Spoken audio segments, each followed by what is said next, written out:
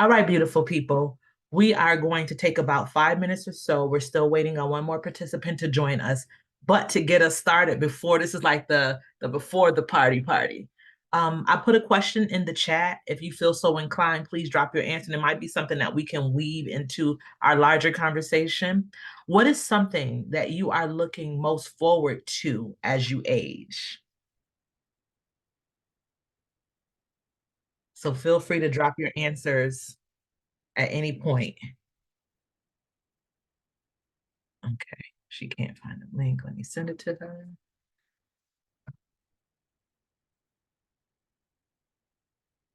Wait 1 second.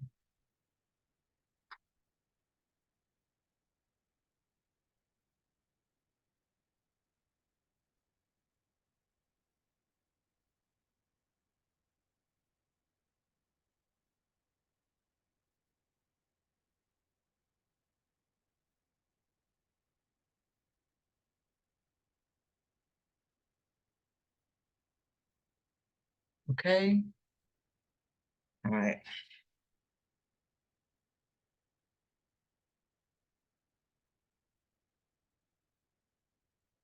So we have Tanya's answer, truly relaxing, allowing the next generation to take control and move us along. So for those of you who are just joining, thank you. What is something that you are looking most forward to as you age? We haven't started our discussion yet. We're waiting on one more person to join, you know. So this is just a little appetizer for the good people. Let's see what other answers we have. One thing that I am looking forward to as I age is exciting adventures with my family. Um, I think I'm looking for, thank you. I think that I'm looking for more freedom.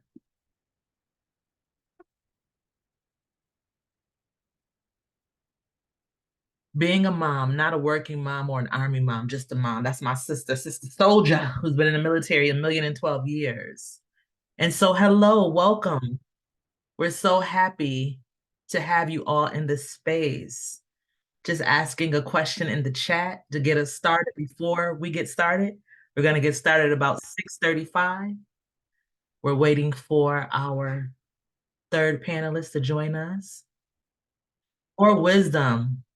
Regina and I go back like car seats, maybe seventh grade. Zenovia says, I am definitely looking for more peace, more wisdom, and freedom. So we hope that we're going to build a community. So this is, I think, discussion 2 of 6. This is discussion 2 of 6. Looking forward to slowing down, feeling settled and grounded. That's coming to us from Denise. Sean says, being open to accept the changes gracefully. Lisa says, continuation of gentle elevation of peace. And Rachel says, looking for clarity. Let me tell you something. I download these chats, the chat threads for us afterwards so we can look through them. So if you get the when you get the link, I'll include the chat as well. But I want to make sure that you're taking notes because there'll be a lot of good stuff happening. Let me just mute myself real. Oh, here she's. Hold on, just okay. All right. Let me just do one more thing. You know, technology, folks running from place to place. So one thing that I have as a person is patience. I have a lot of patience. And so hold on, let me just resend this to our other panelists and we will start in a few moments. Please get comfortable. Link. Please get comfortable. Please. I'm fronting a little bit, y'all. I got on the shirt, but I got on some leggings. I'm chilling. Okay. Let me see if anybody else put anything in the chat. Okay. Anne Marie Shepard says, being able to have more time dedicated to my growth in several areas not related to work. So for those of you who have just joined us, we've asked the question in the chat, what is something that you are looking forward to as you age? Okay, we about to get started, y'all. I love those. Sonny, now I'll go into the chat thinking you talking about something that go with something. And here you go talking about my glasses. We're gonna be cute as we get older too.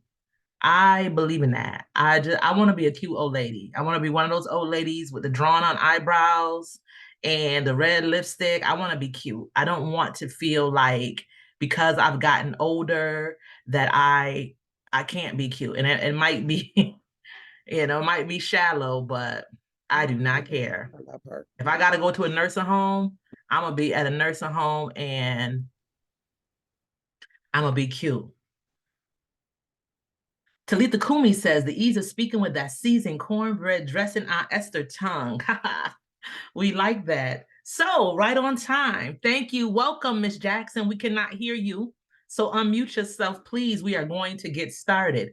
First of all, I just want to say thank you all so very much for joining us today. I know that there are so many other places that you can be, so we do not take it lightly that you are here. Melanie Funches is under the weather. She was trying to attend. As Jessica said, she comes to everything. But when she texted me earlier and said that she wasn't feeling well, I said, sis, don't try to medicate. Oh, I'm gonna, I have a fever of 102. I'm taking all these pills. I'm trying to feel better. No, you're not. No, you're not. And so one of the things before we start, I just want to say we're going to hold space for her healing, but we're also going to hold space for our own growth and knowledge that no matter what is going on with ourselves and our lives professionally, there are some times that we just cannot make it, and that is okay.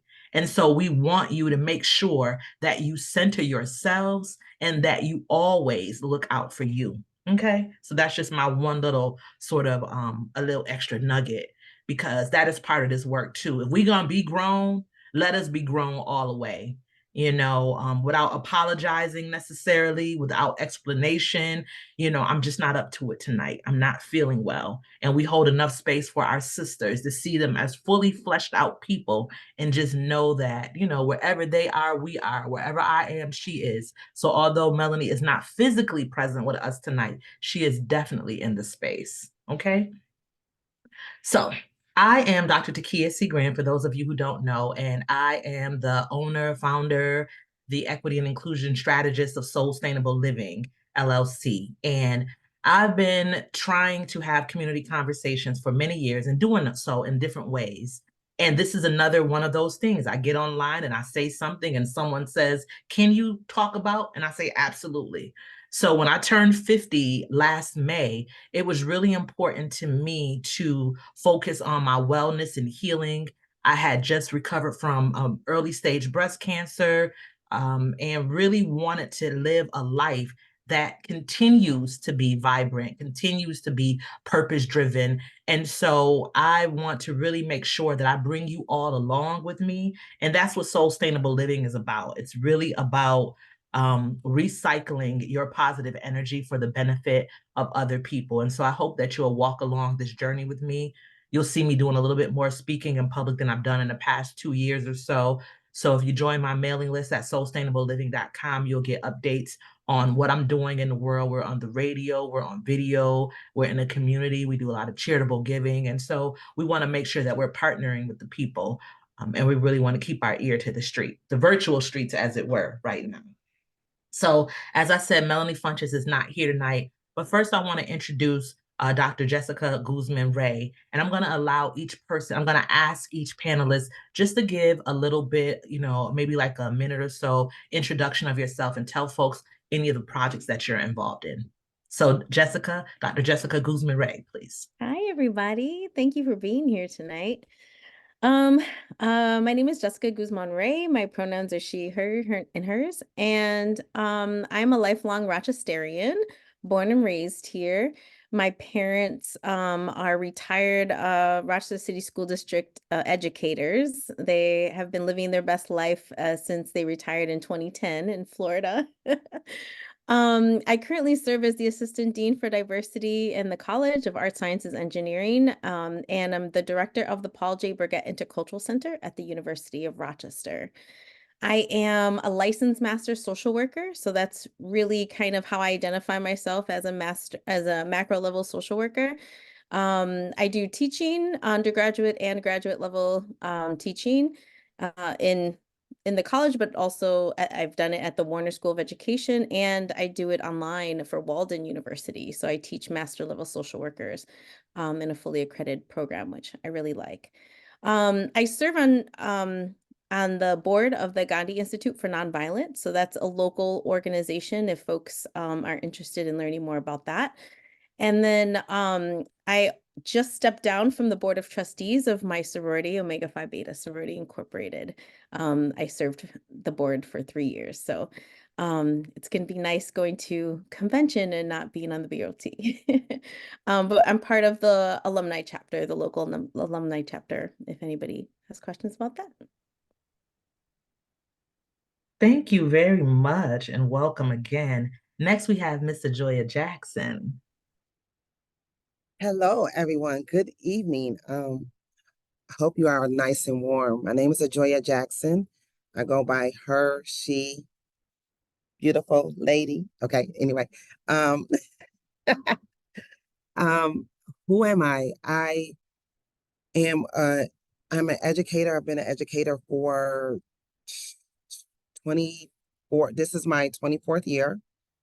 I am not born and raised in Rochester. I'm born and raised in Buffalo, New York. And then I just skipped on over an hour away, and I've been living here since 2000. I love kids, of course. I love fashion, glasses, of course. I love food. Um, and I love to travel. As you can see from, I didn't even realize that this picture was up there, but that is my biggest passion is exploring the world from a local's perspective and seeing Black people in other cultures and how we have impacted it. So that's who I am. And you can follow Ajoua AJ Excursions. She is a travel strategist. And so anybody who has a business will be sharing those links, and I'll make sure that I mail everything out. And last but definitely not least, we have Zenovia D'Arienzo.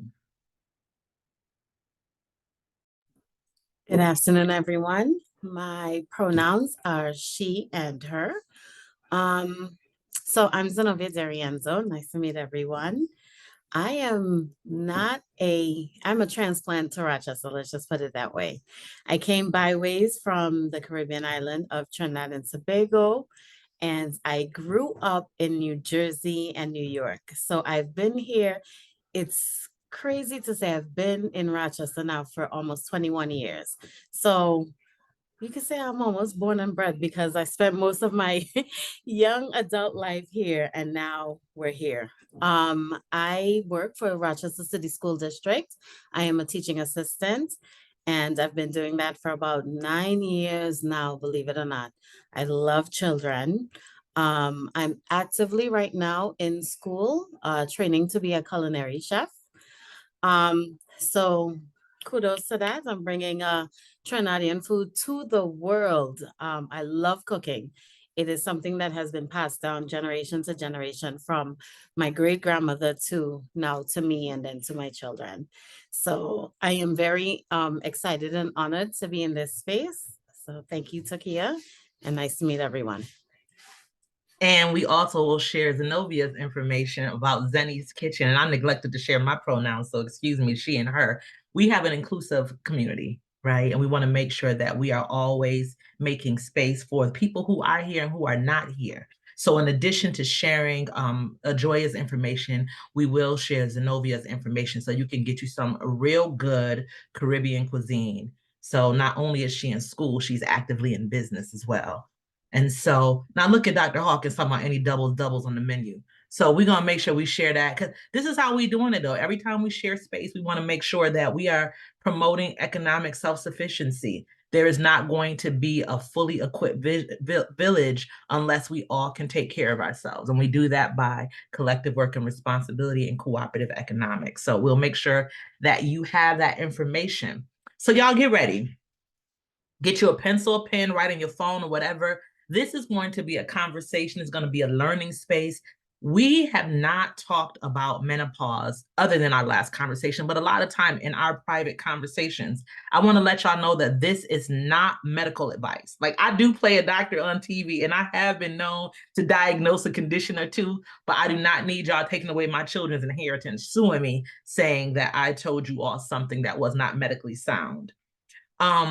Get you something to drink, don't get all drunk or anything like that. We want you to get a glass of wine, some tea, some coffee, water, milk, whatever. And we want you to feel comfortable, because this is all about the ways that we make peace with our bodies. And we hope that the conversation is not just informative, but it's also enlightening, right? And Jessica was one of the first people when I was asking questions of people, what do you want to talk about? And she jumped right in the comments. And we said, let's just talk about menopause. That is the body that I'm in right now. And I wanted to make sure to bring my sisters along to see, to share their stories as well. So I want to give you a couple of facts about menopause. I want you to think about this. Black women and Latinas experience menopause, natural menopause, earlier than most other women. Yet, our conversation is not taken seriously. So when I say natural menopause, there is a difference between a natural menopause and surgical menopause, right? So today we're going to talk about perimenopause, we're going to talk about menopause, and we're going to talk about natural and surgical menopause. So perimenopause is the transitional period before menopause. During perimenopause, levels of estrogen, a key female hormone, start to decrease. You may begin having menopause-like symptoms such as hot flashes or irregular periods. Perimenopause lasts for years. It can last for years. When you go a full 12 months without a period, menopause has begun, and that's courtesy of the Cleveland Clinic. And then when you think about menopause, and Melanie was going to talk about that more, but that's okay. Menopause is a time that marks the end of your menstrual cycles. It's diagnosed after you've gone 12 months without a menstrual period. Menopause can happen in your 40s or 50s, but the average age is 51 in the United States. Menopause is a natural biological process.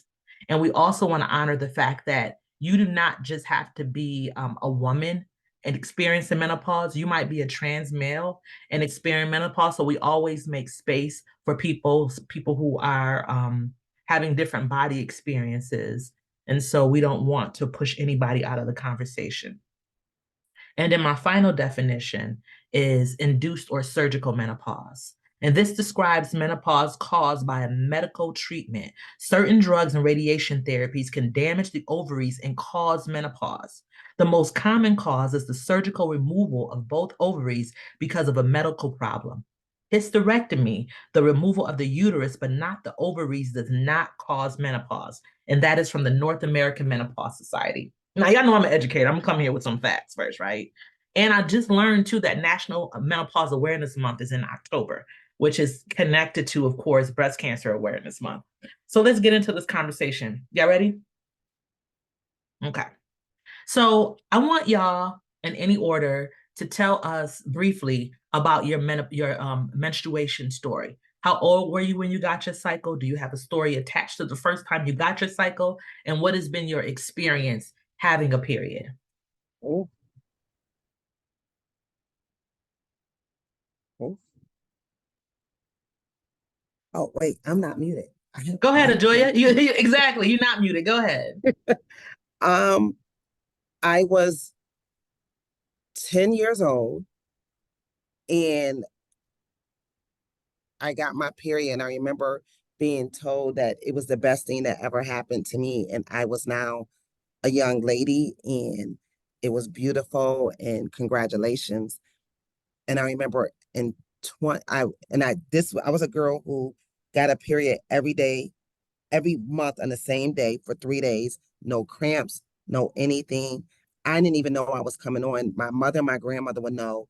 They would come in with the Ben and Jerry's chocolate brownie fudge ice cream. And that's how I knew, because if I looked in the freezer and saw that ice cream, it meant my period was coming because they made sure I had chocolate.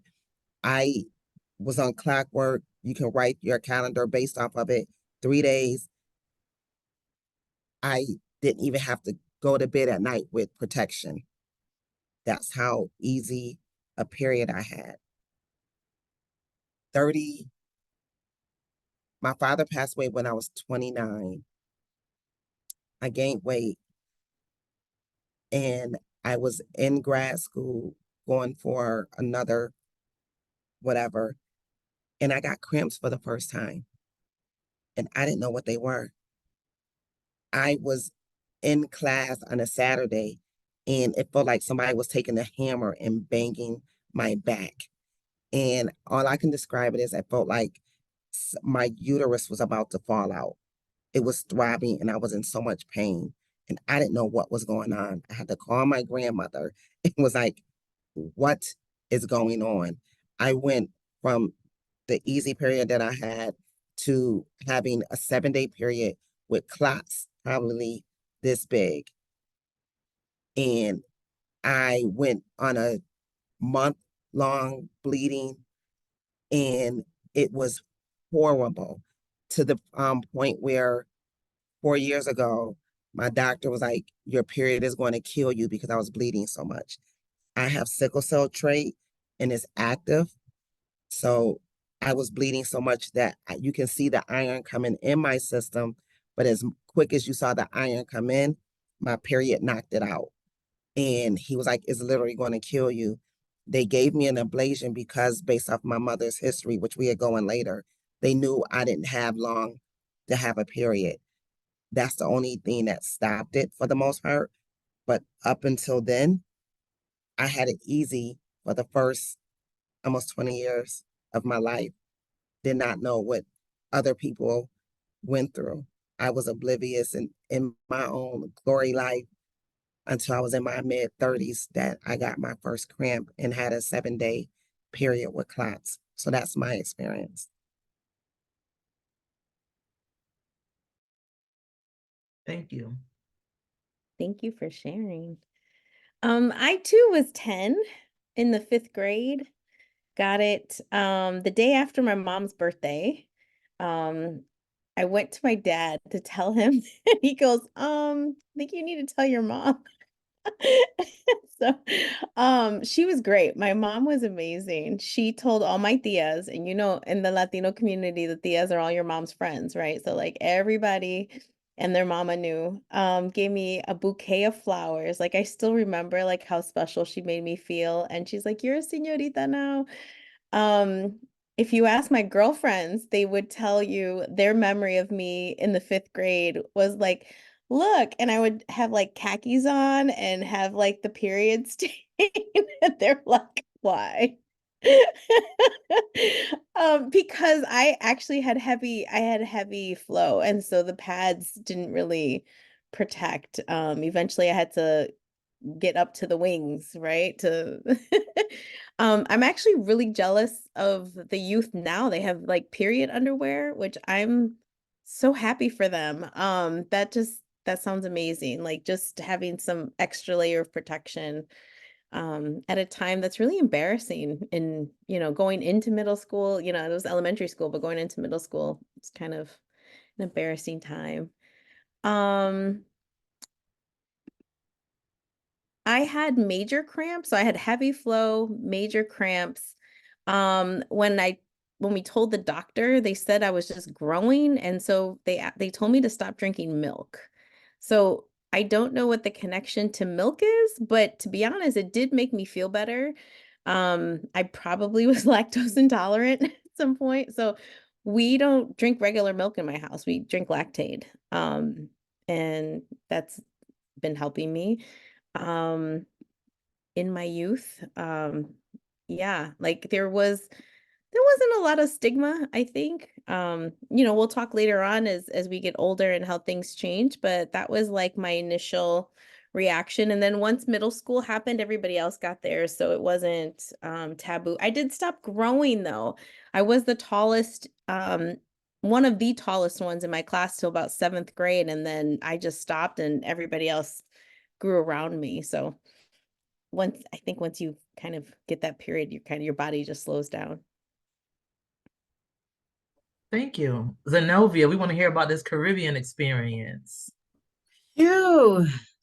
So I was about turning 12, And you know, you hear about it because I have the older cousins and sisters and whatnot. So I thought I was prepared, but I wasn't prepared. So that thing came, and it came with a bang.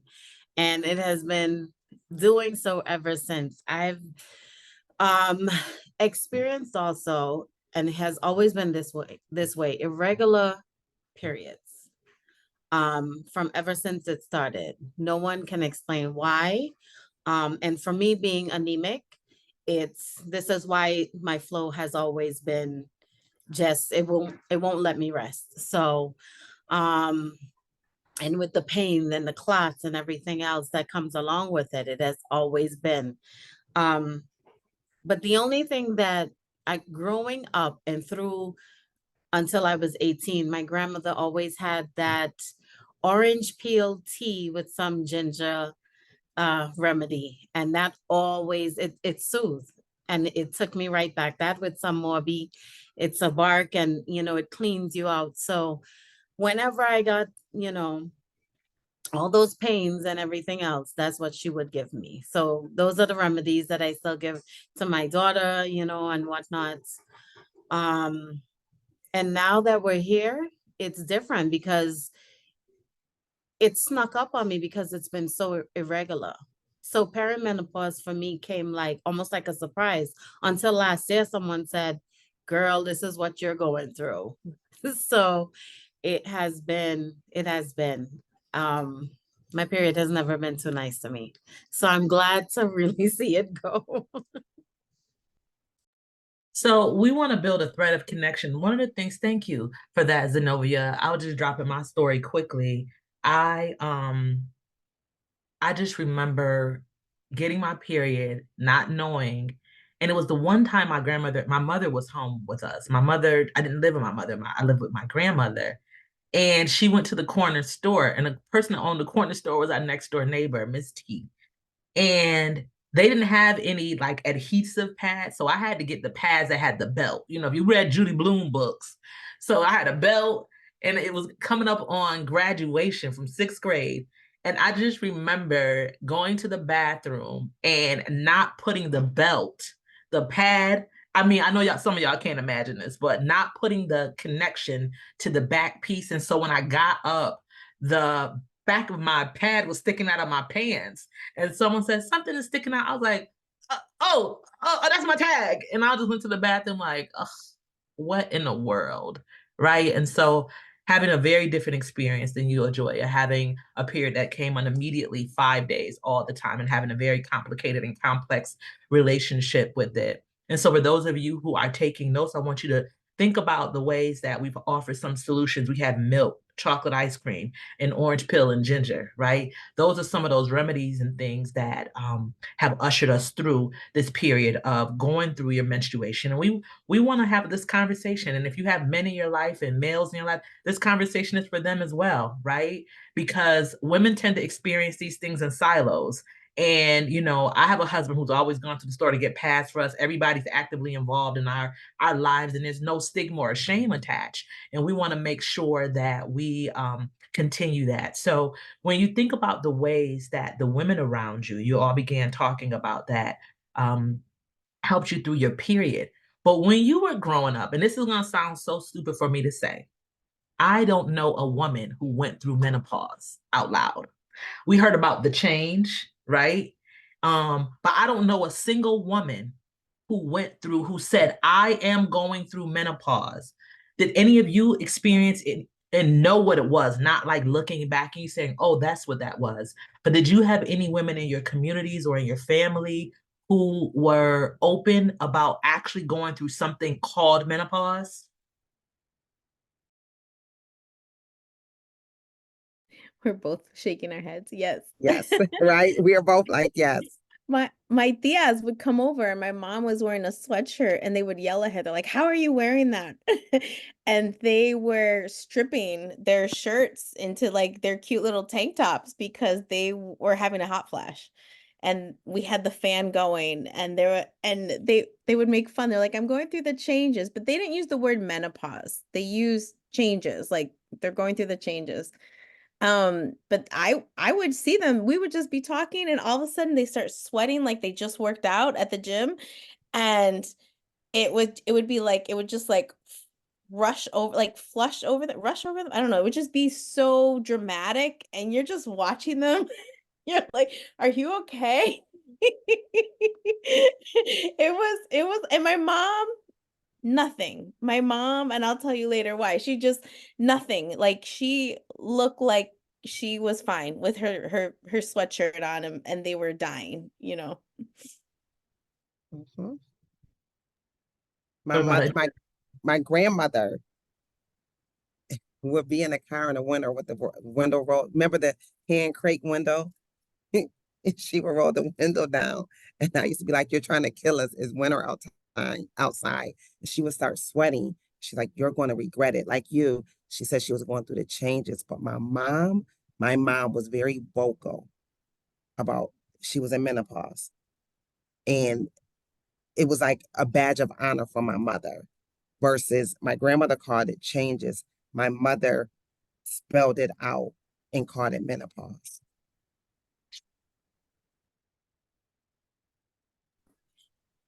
I saw my mother go through it, but unfortunately, it was combined with she also had cancer.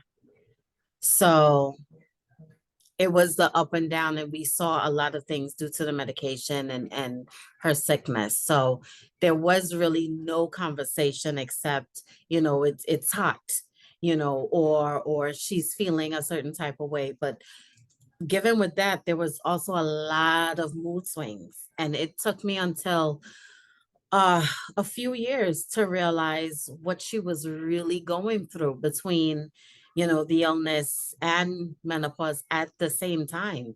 What really caused her to have the type of mood swings and the type of sweating that she had. So it was, like I said, it snuck up until I realized. I woke up and I'm like, oh, that's what this is. Since we're already starting to talk about symptoms, I want to get into that because I think that just the the quick onset of some of the things that have for me have changed my personality, have changed my socializing, it's changed the way that I live my life.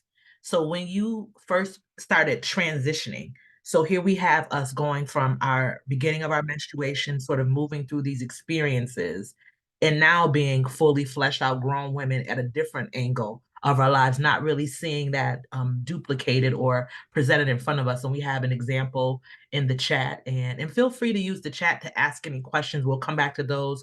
My sister Tina says that she did not see it, and then Martha says that she did see an example of someone going through menopause. So when we start thinking about our own bodies, how did you know that, wait a second, something is happening? I'm in some sort of, this is middle age, right?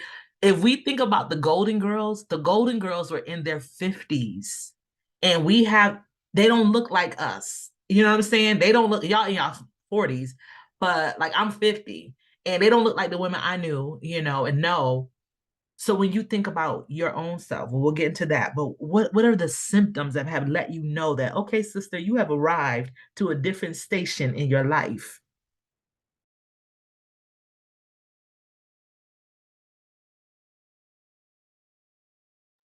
Joy, why are you laughing? I didn't get that. Could you try again? It was the Zenovia. What happens in Zenovia? Tell us. So what made y'all know that y'all were going through the change or enter into the space? When that first hot flash hit, honey, I thought I was dying.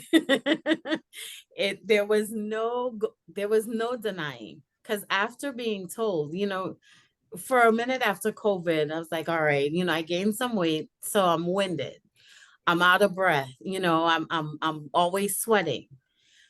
But the moment that first real one hit, and I soaked the entire bed, I knew there was nothing else to say but all right, this is it. This is what I'm going through. So My girlfriend, even though she prepared me, I was not prepared for that heat, that internal heat. Jesus, that internal heat. I've never been a sweater. I've never been somebody, I don't care what I'm doing, I'm gonna be cool and calm. And that it's like hell from the inside. I don't plan on finding out what hell feel like, but I have never in my life been on fire like that. So Jessica and Joya, what does that look like for you? My mother, when I turned 47, my mother said, it's starting now. If you follow me, you are about to follow this journey. And my mother pointed out every step of the way what I was going through. 47, she was like, here it goes. You're going to start and you're not going to test. When they test you, they're going to tell you that you are not in premenopause. She said, but you are. And I started getting the insomnia. I started getting the night sweats, um, the moods. And, when I turned 48, my mother pointed it out again. And before she passed in September, she was like, it's over. She said, when you turn 49, she said, because you are following in my pattern, it's over for you. And Hmm. that was, and everything that she has been saying all up until she passed away has been very, very true. I just was telling someone when I told him I was doing this, I was like, a 28-year-old lives with me and a 5-year-old. And I was in my room a couple of months ago and I was like, they're touching my heat.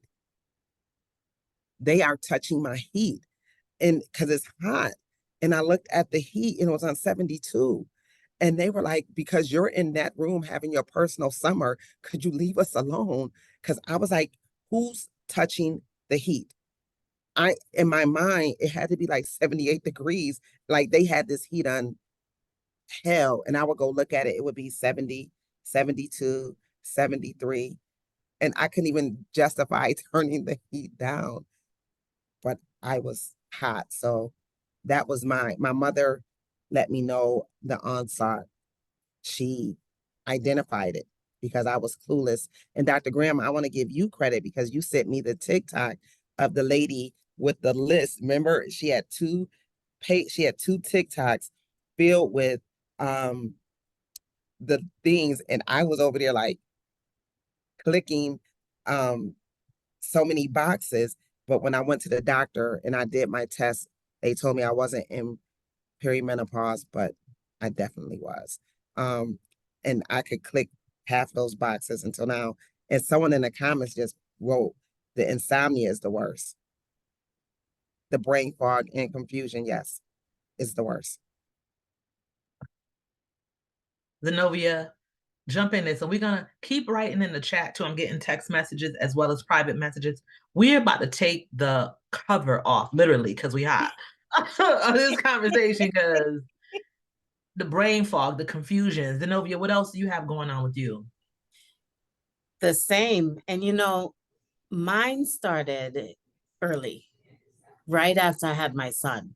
So about 36, 37 was when, and again, that's why I didn't realize what was going on. I just thought, okay, I'm sweating a lot and I'm fluctuating, gaining weight and it wasn't, it was a lot. And for me now, it's definitely the insomnia. Definitely. Yesterday, the brain fog was out of control.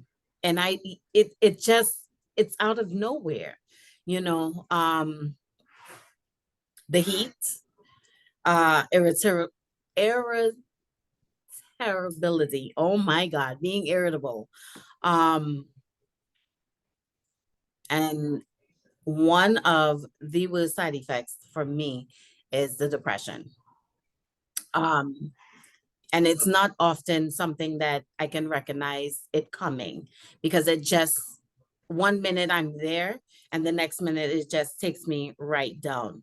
So talking with my gynecologist about it, I didn't recognize until she was like, all this is part of going through menopause. So as you hit this age, you know, it gets increasingly difficult to pinpoint one thing because it's always so slow, but yet it's there, at least for me. It's thank y'all and keep writing in the comments because we need each other. I want to talk about what Ajoua brought up. Now you know TikTok. I believe in TikTok. I have a couple of TikTok university degrees. Do not judge me. But TikTok really gave me some answers for some very different things that were happening in my body. One of the symptoms of perimenopause that we don't talk about a lot is vertigo. And Ajoua, you should remember this because we were going to go away for a retreat. We had rented a house and everything, and I had the nastiest bout of vertigo.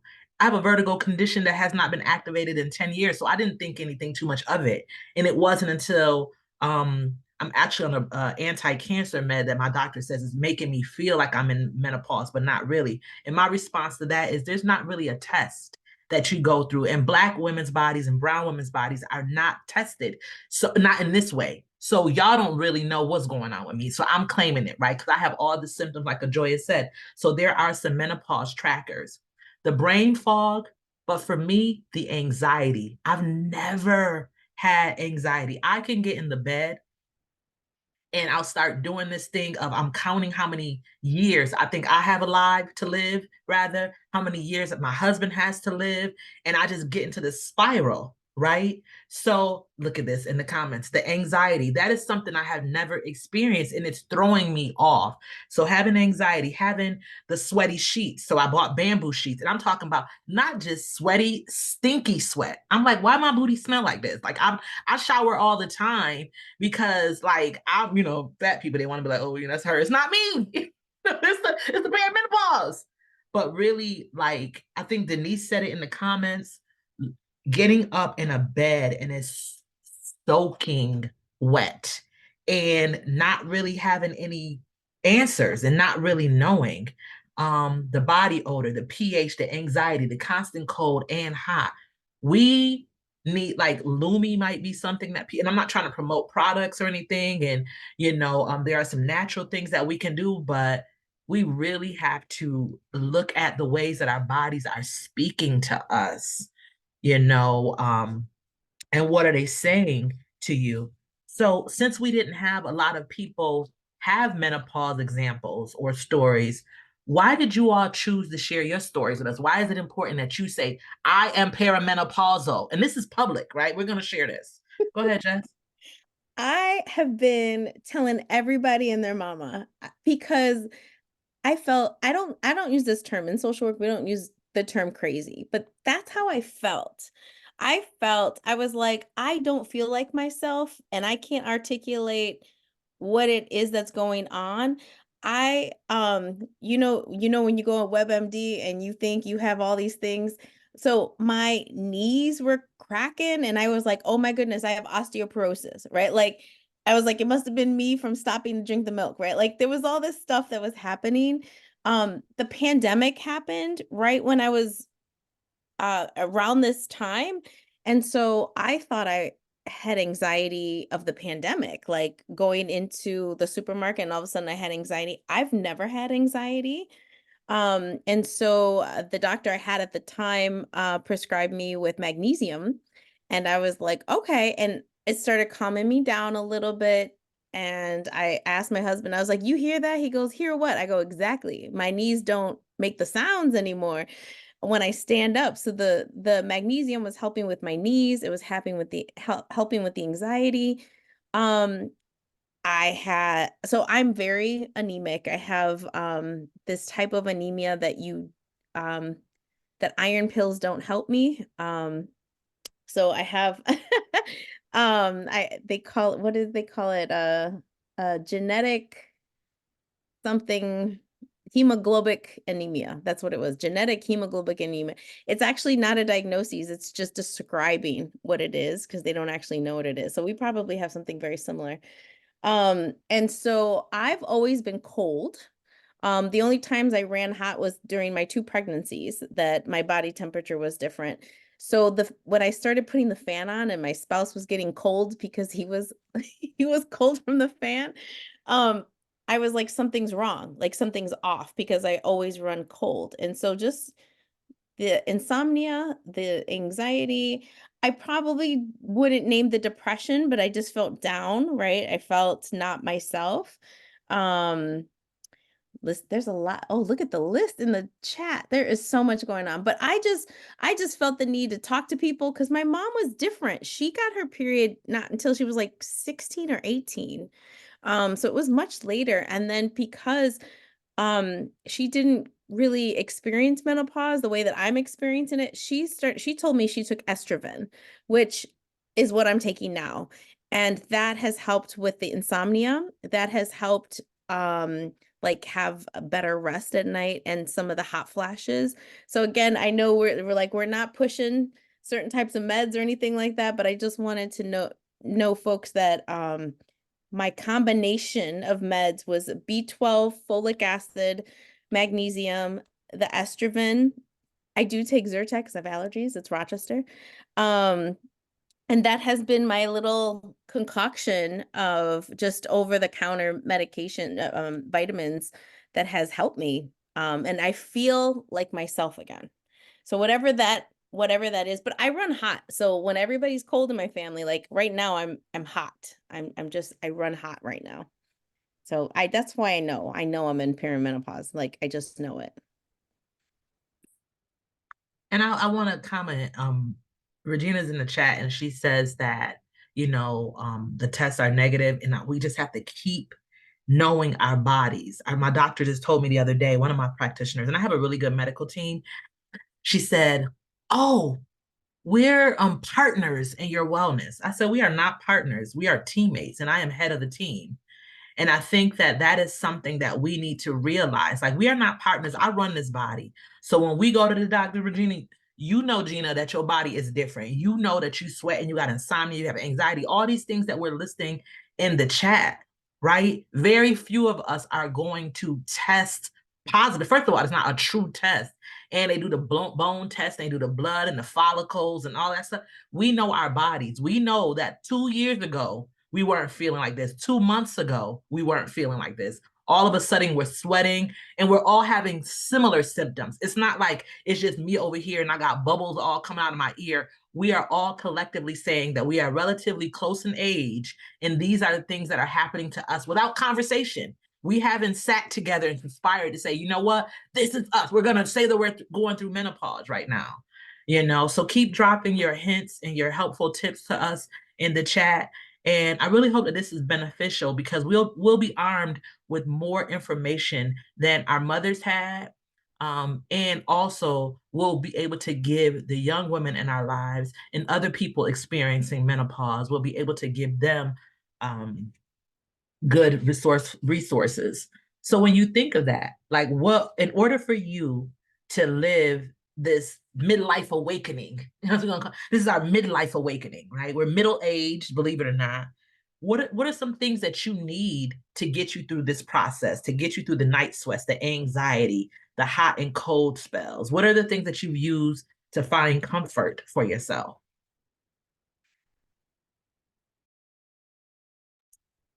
Quick one is in Puerto Rico, they'd say if you're hot, drink a hot cup of coffee, right? Like that's just kind of how we dealt with things because it's hot in Puerto Rico. So you drink a cup of coffee. I'm like, okay. Then I went and got some acupuncture and I was telling the person about my insomnia because that's where I was going. I was going for insomnia. And I was like, I have night sweats. And so she recommended drinking hot water at night. And I was like, explain. And she's like, imagine you're cooking like a bowl of soup, right? And you put ice water, it stops the cooking and then it has to like heat back up. So imagine your body, your temple is the soup that you're cooking, and you put hot water, it continues the cooking process. And she says what it does is it regulates your temperature. So when you drink hot water before you go to bed, it's going to cool down your body and prevent you from overheating. And I was like, so it's the opposite. Like in your head, you think you should drink ice water. And she's like, no, you need hot water. And so I went from coffee to tea to hot water. So I've just been drinking hot water before I go to bed. It's delightful. It's been so sometimes I drink it during the day because I was like, why not? I love it. I drink the water, I hold it, right? I'm like, and I just drink it. And that was really helpful. And then I think this is a very Eastern ideology. And I'm like, okay, the Eastern way of doing things is different than the way we do things. And let me try it because I have nothing to lose. But those night sweats.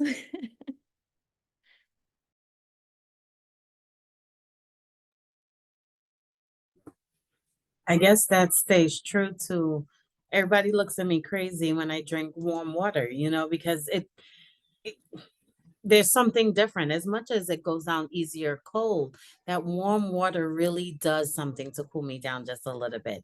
Even with the hot coffee in the morning, like walking up the stairs and I'm burning, that hot coffee really brings it down.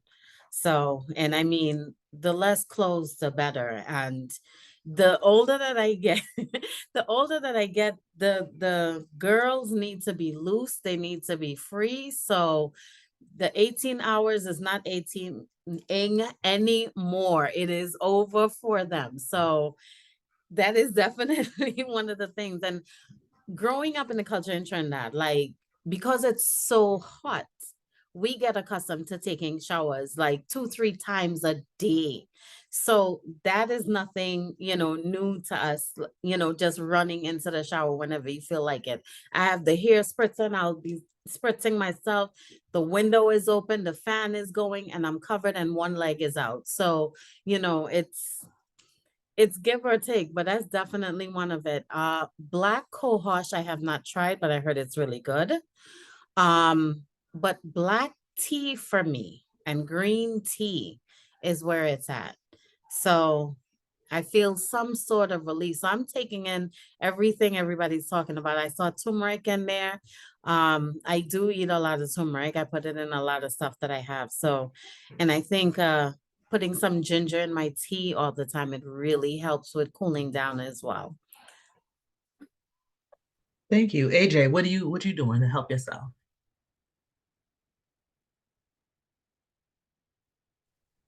I've been finding a few things. I think I now isolate a little more. So I isolate, I'm thinking, I'm journaling. I stopped drinking cold water probably 7 years ago. Like you, an Asian um culture, family and everything, they don't drink cold water. And then I also went over to China and you cannot find ice and they will serve you water and you bet not drink out of that cup until you did a sip because their water range from room temperature to boiling hot, right? And that's how they drunk water. And when I came back home, I never forget, I fell on American soil. It's like, I'm going to have ice cold water. And I went to go drink it and I couldn't handle it. I haven't had ice water since. I don't like it, can't drink it. It helps me. I won't even go near it. So that helps me. I will always be an advocate for chocolate. I will always be an advocate for chocolate. Um, Chocolate soothes me. It tempers me. Um, this new this season of insomnia has gotten worse. A friend of mine gave me she juiced a pineapple with CBD or marijuana or something like that. They are the same, right? For me, I didn't like it. I tried it. Did it help me sleep? It did a little, but I woke up even with taking a sip higher than a giraffe. I was like, okay, I don't use drugs or anything. I couldn't handle it. And I know other people were like swearing by it. She's a naturalist, she does it. she wanted to help me when my mom passed. And I was like, thank you so much. But this is not the avenue I can go, even though I know other people are using it. Because I woke up off of a sip, honey, I was scared. I was laying in a bed, like terrified of how high I was. So that was one of the ways that I could not, but I'm letting people know about it because I know other people have benefited from. So those are the main things. I drink a cup of tea at night as well. I just love tea. So those are things I've just been processing, trying to figure out, um, staying more to myself because of the mood swings. I don't want to take my mood swing out on anyone, because of someone wrote earlier that depression, I could be fine 1 minute and I'm depressed the next. And I'm very aware of all the things I'm going through emotionally, but it's the ebb and flow of it. So that's how I've been trying to deal with all of this, and having this conversation with you all, learning about different things is also very beneficial. Please look at the chat sections, the difference in the THC versus the CBD and the tinctures. We have someone reducing their sugar intake, and ashwagandha and ginkgo hits differently for the brain fog, and just different teas that people are taking and making. And so make sure you find somebody that know what they're doing. We don't want you, spinning around, or whether you're using the CBD or the THC or any other sort of medicinal herb. We have about, believe it or not, only 35 minutes, y'all. It was like it just started, now it's almost over. Let's talk about sex, baby. I think Martha asked a question earlier, is anybody having any a raging libido? I think that's how she said it. So there's probably either you don't want to do it, or you want to do it all the time, right? And for those of you who might be experiencing any vaginal dryness, that's also something that's related, that can be related to entering the menopausal experience. And so there, of course, you can get lubricants and other things to help you if you're dry. But what has been the experience for you all sexually? Like, how's your libido? I'm not asking for, like, don't give me the details of what you're doing. Well, we grown. But like, how do you feel? Are you getting in touch with your, this right here is, what this is.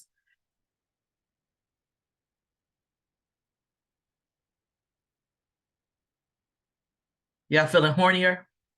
Or are you feeling like, then y'all can feel free to jump in the chat as well.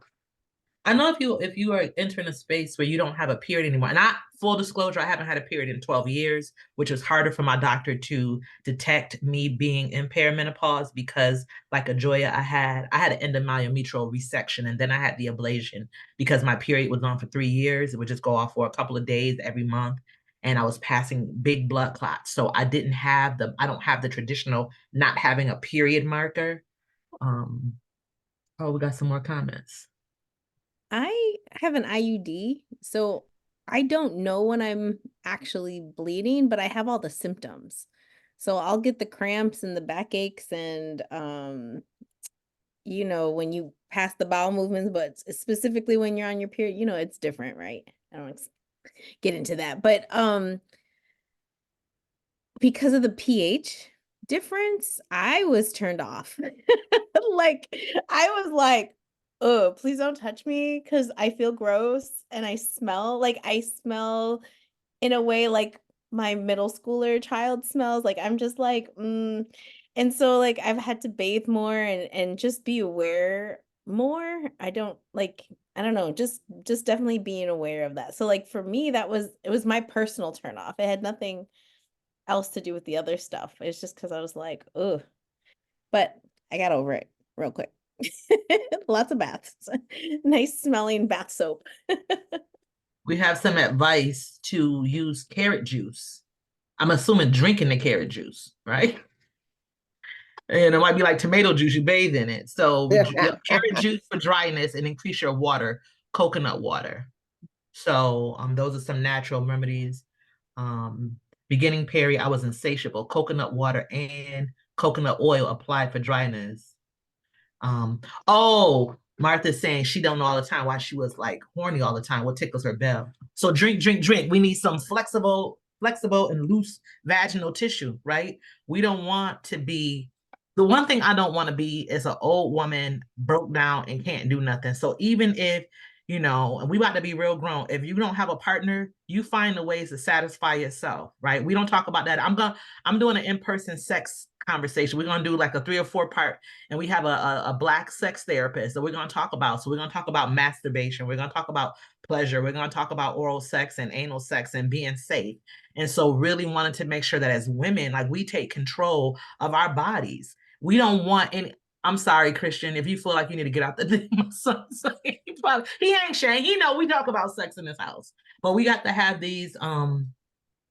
Can you have them explain how to use the coconut water and coconut oil? Can y'all drop in the chat how to use the coconut water?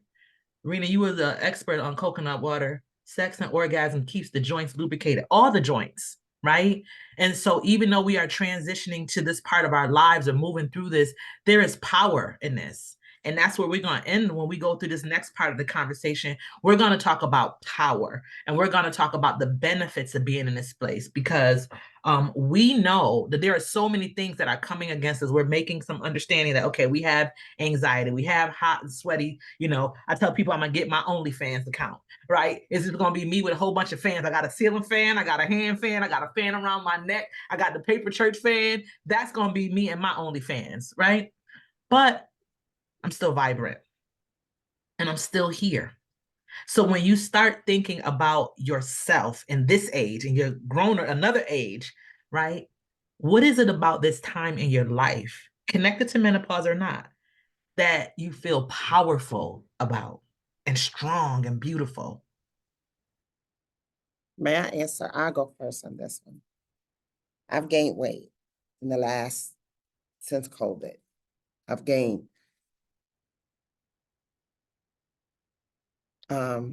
15 pounds. I keep moving, no, 20, I'm sorry. I gained 20 pounds. I'd lose 5, gain 5 back, lose 5, gain 5. But I had a very unhealthy, almost view of my body. Very. I would always complain about how big my thighs were, because to me, I had thunder thighs. And I love me. Even these 20 pounds. I don't want these 20 pounds to stay, but I love me. And it was a hard fight to get to this mental love, this physical love, this dressing, this body, and being comfortable. So this is a new stage. And I want to also piggyback when asked, are we horny or think about sex? And I'm like, God, why am I single in this season? I need a friend so damn bad. Like, this is ridiculous. And then Dr. Graham said about masturbate. Listen, ladies, thank God that we can find toys on Amazon. Thank sweet baby Jesus, because it's what gets me through.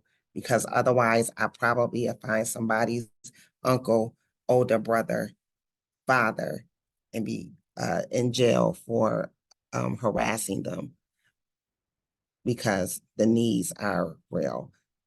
I've never felt like this. And I almost feel out of control, that if I had a partner, he'd probably be like, don't touch me because I can't keep up with you. Go sit down in the corner. And I'd be like, okay, me and my toy will go be over here. And I see you when you recuperate. That's how bad I think it is. I won't know for sure, and I'll let y'all know when I get a partner. I Those think are that my this is the thoughts. time to, I don't want to say sow your royal oats, but if you have protection, and you do have a passport. So, I mean, you don't have to, do all of your things at home. And I I always tell didn't. I didn't remember. I the passport was used with the friend for what, almost 2 years. And that was very fun. If I could find someone else in another country, I will gladly find them and have fun. Part of me would love to have a partner, but in the meantime, I need a friend. Good. And take ownership of that, right? My sister's in the chat telling you to get a rose. Get several. Get a rose for every day of the week. You know, well, don't I overdo it haven't now. tried those Go to yet. your So, job. okay, tell me which roles that you are, because I'm confused. They have like 90 of them now. Tell me which ones to get, and I will get them. My Kindle is full of Talia Hibbert books, which are nice and spicy and have Black queer fat leads. Let's talk about the power of erotica, reading erotica, writing erotica, experiencing erotica. So we want to make sure that as we continue these conversations, we are going to have one about sex, we are going to have one about bodies, and they're all women-led spaces, but everybody is coming in here. You need to see 4 intelligent women talking about sex and enjoying sex, not just like, ooh, well, sex. No, we about to get it in, and it shouldn't be a stigma. And it shouldn't be anything that we're ashamed of. So I don't know if anybody else wanted to have a conversation. I wanted to answer that question. Roses ain't for everyone. That's right. Well, and more than one ain't either. Yeah. I'll tell you my experience with Candy. Yeah, I'm looking at her stuff, and I had a sex toy party at my house for a group of women that would not leave. And when I just plugged it in the wall to show them, the thing looked like an egg beater. I'm like, I'm about to have scrambled insides. No, thank you, man. Take this right out the house with you. So it's okay to not feel comfortable, using all sorts of sex toys, but whatever you use, you want to make sure that we are too grown to not know. So if you have a question, ask. You can email me, you can text me. I don't mind answering it. One thing I do want to tell you, if you can get one of the Keeping in Care of You books, they are so graphic in terms of anatomy, because some of y'all don't know where your clitoris is, you don't know where your vulva is, you don't know where your labia are. You don't know any of that. And it's because we haven't been taught. And you've given birth to babies and you think that you bleed out of the same hole that you pee in, and you don't. So there's this, it's never too late to learn. And this is a space where we are hyper fixated on our bodies, right? Because our bodies are changing. So every new change, from the way it smells, from the way that we move, from the way that we feel, the way that we think, is on our radar. So use this time to make sure that you get all of the information that you need. Okay, let me ask y'all another question. Look, I don't know. I'm in here. I got questions and questions. It's 7:36, so we have about 24 minutes. Um, what is something that you learned or unlearned during this conversation that will stick with you? And y'all jump in the chat with that too. This is our interactive question. What is something that you learned or unlearned during this conversation that will stick with you? I'm learning about the rose in the comments right now. I'm here for it. Listen, we're all lifelong learners, right? So thank you for that. What else? My sister said hot water. Martha's offered to be one of our sex therapists. Thank you very much. Stay tuned. Me and Rena gonna make an announcement. I don't know what, but the Avenue about to do something on learn about the role. Y'all better educate on this chat. I know that's right. So apparently there's Toya said something about a rose in the tongue section and a tongue suction. Look at, see, can't even read. So excited. Look, what? This is great. Can't even look. I was good googly moogly. What do they say? Listen, we want to talk about it. What is something else that you learned or unlearned during this conversation? It just felt so, you hear everybody saying they're losing their sexual drive. That for me, having one that is, like Miss Jackson said, I need a friend, and understanding that has been different. That hot water, not realizing that, that's something that really works by drinking the warm water. So all these little tidbits that everybody is writing here is really good. It's really good. Anybody else before I'm looking in the comments. I might, and there's no shame. I do want to plug a website. Well, not necessarily a website, but if you are a woman and you are nervous about the idea of shopping for a sex toy, go online. It's 2024. We don't need y'all stumbling down Lowell Avenue trying to go into a store, being recognized. Now you embarrassed. My husband will always go into a store. I'd be like, Kevin, don't go in there, please. You in there asking the man all kind of questions. The man probably think you gay. Not there's anything wrong with that, but he's not. You asking too many questions. Stop bringing all this stuff home. So when we start thinking about, so do your research. Do your research like you do with anything else. Know your own anatomy. Some of you might have a uterus that tips backward. Like, you might have artificial nails on. And you say, you know what? I'm not going to, this does not work for me. I don't want to use my own fingers. I want to use something else. We have to figure out what works best for our bodies, our desires.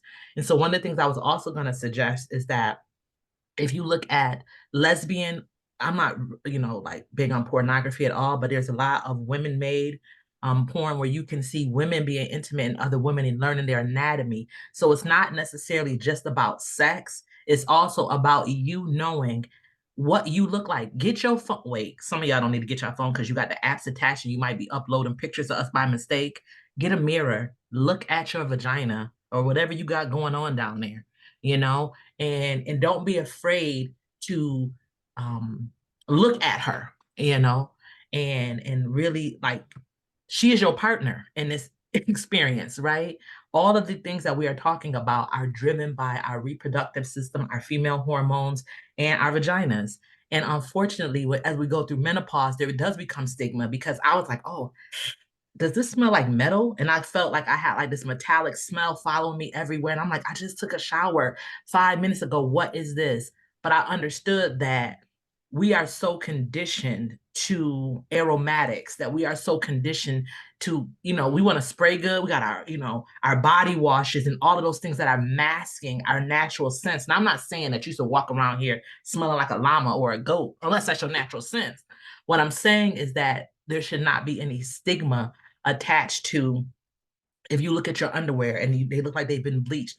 Our bodies are self-cleaning ovens, right? Or you're sweating more and you have a certain glisten on your skin and you need to change deodorants or something. We are not going to go into the season with stigma.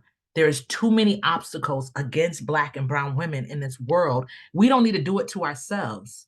So I hope at some point tonight or within this week that you write a love letter to yourself. They had the vagina monologues, but we doing this different. Ain't no monologue, it's a conversation, because let her talk back to you, right? Too many times we want to lead the conversation, but she has something to say. In this season, in the last 20 minutes or so, I have a question. We are in our midlife phase. What is something that you can do to take up even more space? Like, be bigger than ever. If we got 30 pounds to lose, how are we going to amplify that? If we feel like our bodies are upside down, in some ways, I felt like my body was turning against me and I felt trapped, right, in this body. But how can I recraft this narrative or shift this narrative and take up more space? So what is something you might do to take up more space?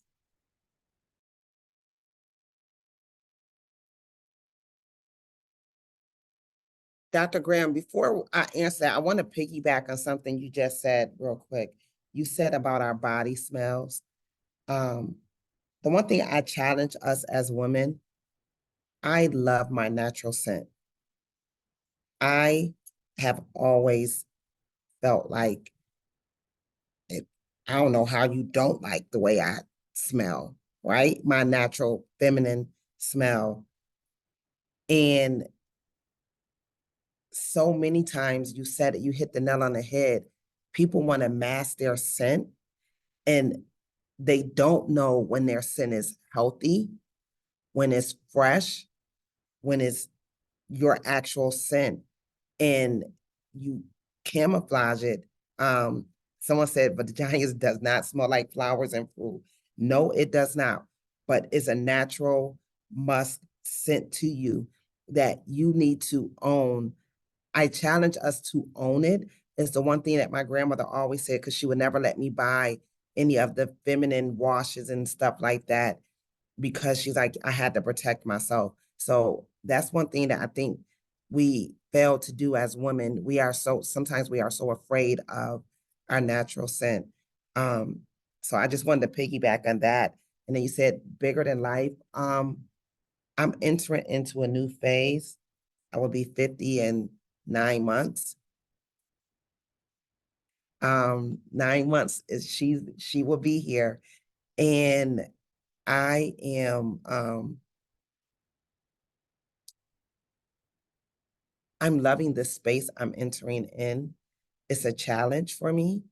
Um, I think Martha said it. Martha lost her mom in October. I lost my mom in September. I have so many questions that I didn't get to ask and that I didn't know to ask, that I'm navigating this world as a new person to me. Who I was prior to September 25th is no longer here, right? Who I was prior to September 25th, I am no longer. So I am entering into 50 as a brand new person that I don't even know. And that's how I'm entering it bigger than life. I am learning this new woman and figuring her out and loving on her and exposing her how I want to, when I want to the world as I want to. So that's how I'm entering it. And as big as I can, I'm taking a new person. That's it for me.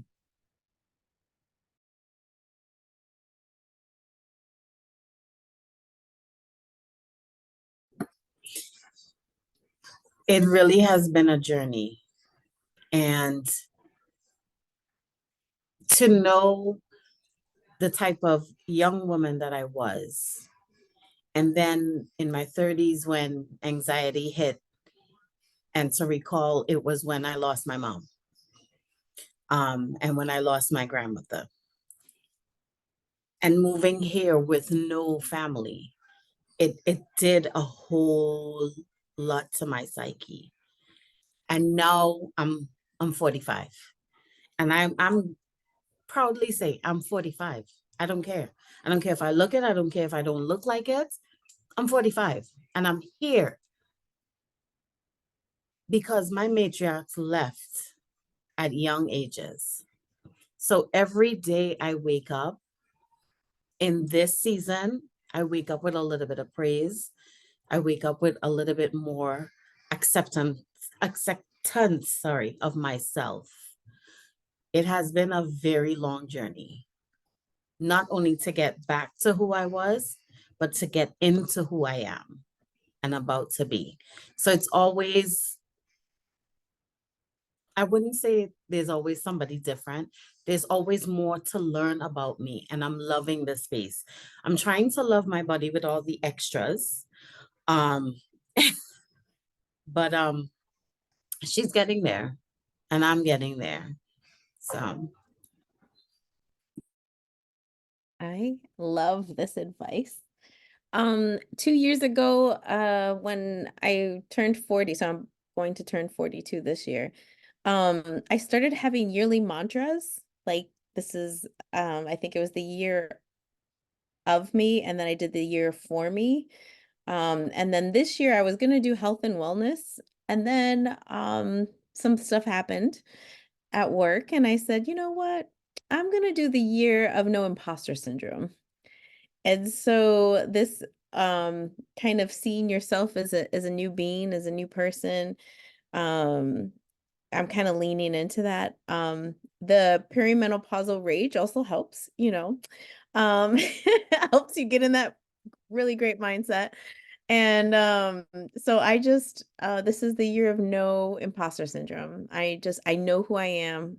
I've been on this earth for going on 42 years, and um it's just exciting to see what the future holds. And I think you're right. I think every day that we're alive and breathing and of good health is a gift. And so I acknowledge that. And so I'm holding on really tight to that.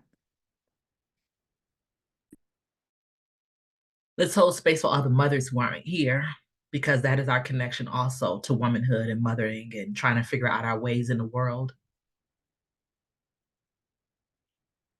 And one of the ways that I'm hoping that these communities evolve, that the Soulstainable living connection to each other, is that you find people that you can talk to. Like, none of us should be out here in this world alone. You know, there's a poem, I don't want to get to my Maya Angelou, but nobody can make it out here alone. Right. And so some of us are raising children, some of us are raising ourselves and trying to figure this out. And we are sitting in silos. And there's somebody over here that will benefit greatly from us. That's why Zenovia, when I see her children, these are my children too. You know, I want them to know that I'm very proud of them, any of the littles that I have in my life. And so we want to make sure that our children, all of our community children, know about their bodies, the proper terminology, because you empower, and I don't like the word empower. And we talk about, imposter syndrome. That does not exist as a function of white supremacy. You are enough. You are here. And we have to stop allowing other systems to tell us about our value and our worth. That's why I was telling you earlier about our bodies. No doctor's going to tell me what I'm going through and then check off some box talking about you're not going through menopause. Oh, yes, I am. Oh, yes, I am. So you could just write that. And I always go back to my chart. I will send my doctor a note quickly and say, oh, no, you write this down. If I say something and you say no, put it in writing. All of a sudden, now the memory gets a little off. And so when we start thinking about ourselves and we start growing into ourselves, let us think about this last question for a moment. Who are you really? Who are you really in this moment, with your sweaty armpits, your fat thighs, the saggy breasts with the sweat up under them? Because we love, I don't even want to get rid of when we were doing our We All Right stuff. And I would say taut titties, and me and Rena would like wave our breasts around, and really just embody ourselves. Lucille Clifton has her homage to my hips, and who are you really without the scars, without the layers, without the trauma, without the labels? I am my ancestors' greatest dreams come true. And y'all jump right in the chat. Who are you really? Are you only a sum of your pain? Is there room for any joy in there? We are not our bodies, but we love them the same. Come on now. I'm sorry. I have a good days and bad days, but I'm gentle with myself and allow space for me to feel my feelings, good and bad. I am everything, good and bad. There's a thing that people do. They say, is it half full, the glass half full or half empty? And it's always full, because we don't account for the air. We don't account for the molecules that we can't see, with the naked eye. So even on our so-called bad days, we still have value. We still are worthy. Even those days when we're feeling emotional or anxious. I am happy to have a new perspective. I am here. In the chat, tell me something that you are going to do good for yourself. Whether it's tonight, whether it's tomorrow, this week, I want every single person in here to make a commitment to do something. Don't tell me about spending time with your kids. Don't tell me about me. You're going to give yourself grace. Come on, what else we got?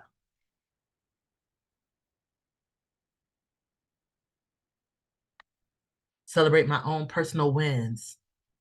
How you going to do that, Kilolo? We want definite things. We're going to celebrate. We're going to go get something. Self-care and boundaries. Letting my no be a complete sentence. Keep my alone time. Oh, those, I love a no. That's a complete sentence. Without apology, without explanation. I commit to sharing this recording with my girlfriends who couldn't make it. Y'all want to do a slumber party online? We can put our pajamas on and take a day. Rena, I'm gonna hold you to it. I shouldn't have seen that. Take a full day off with your business phone. How many of y'all really got business phones? Use them. Don't let people start calling you about business at night. Embrace the changes I am experiencing. Embrace the changes. I wish I was like a yogi and I would have some kind of stretch or some, thing for us to inhale and exhale. I'm not working next week. Me either. We're going to Toronto.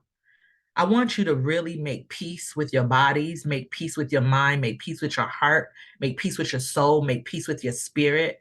I don't know about y'all. I feel so good right now. Um, I'm going to give my panelists the last word. What is something that you want to leave us here with tonight?